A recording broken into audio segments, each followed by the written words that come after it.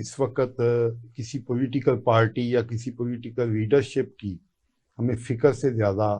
تو اس ملک کی فکر ہونی چاہیے اور اس کے استحکام کی فکر ہونی چاہیے۔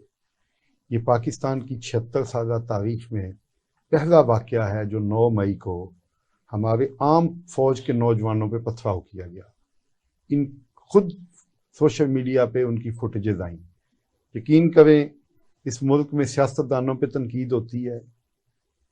جرنیلوں پہ ہوتی ہے، ججوں پہ ہوتی ہے، میڈیا کے لوگوں پہ ہوتی ہے، ہمیں اتنا افسوس نہیں ہوتا، اسی لیے کہ ظاہر ہمیں پتہ ہے کہ ان میں چند ایک کے سوا باقی سب جو اس نظام میں لتھڑے ہوئے ہیں۔ لیکن جب میں نے وہ فوٹیج دیکھی کہ عام فوجیوں پر پتھراؤ کیا جا رہا تھا، یقین کریں مجھے یہ لگا کہ ہر پتھر ہمارے دل پہ پڑا ہے، اس لیے کہ وہ اس معاشرے کا حصہ ہے، وہ عام لوگ ہیں اور وہی ہیں جو قربانیاں دیتے ہیں۔ ان کا سیاست سے کوئی تعلق نہیں ہے، ان کی تو ٹریننگ سیاست کے لیے نہیں ہوئی، ان کی ٹریننگ ہوئی ہے کہ اپنے مادر وطن کے لیے، اس قوم کے لیے اپنے قربان بھی ہونا پڑے تو قربان ہونا ہے۔ تو ان بیچاروں پہ کی ہمیں عزت کرنی چاہیے، ہمیں ان کو سر آنکھوں پہ بٹھانا چاہیے، اور یہ بڑی خطرناک پوزیشن ہے۔ اور ابھی بھی مجھے اس بات کی فکر نہیں ہے کہ عمران خان صاحب کا مستقبل کیا ہے یا پی ٹی آئی کا کیا ہے۔ میں سمجھتا ہوں کہ بس ہمیں یہ کوشش کرنی ہوگی کہ ہمارے اس ملک کے ادارے، میں اداروں کے سربراہان کی بات نہیں کر رہا، وہ آتے جاتے رہتے ہیں، ادارے اور یہ ملک بچا رہے، اس کا آئین بچا رہے۔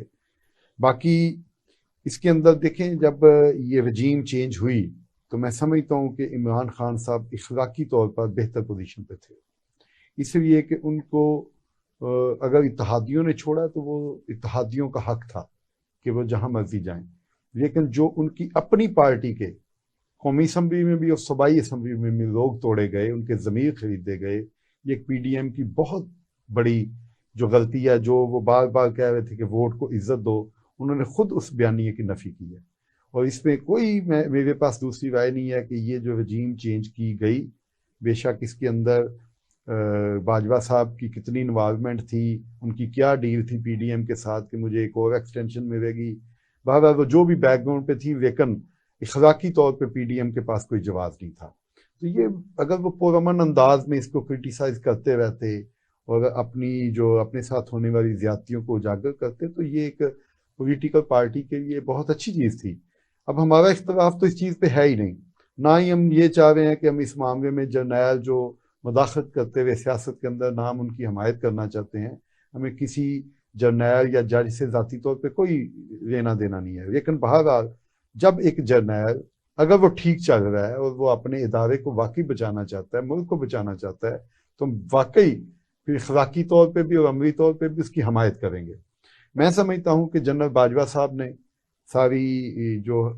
جانبداری برتی اور جو بھی جوڑ توڑ کرتے وہ ساری قوم کے سامنے ہے۔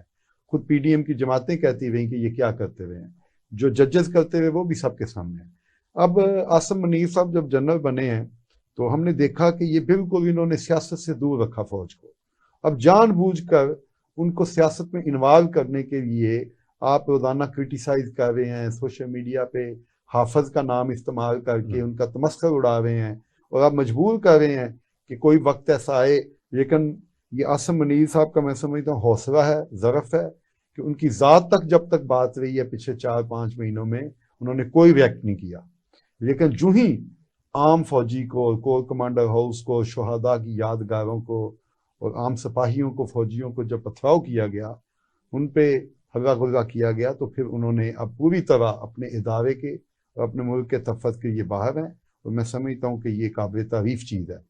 لیکن یہ ضرور ہم کہیں گے کہ اس کے اندر بے قصوروں کو کسی قسم کی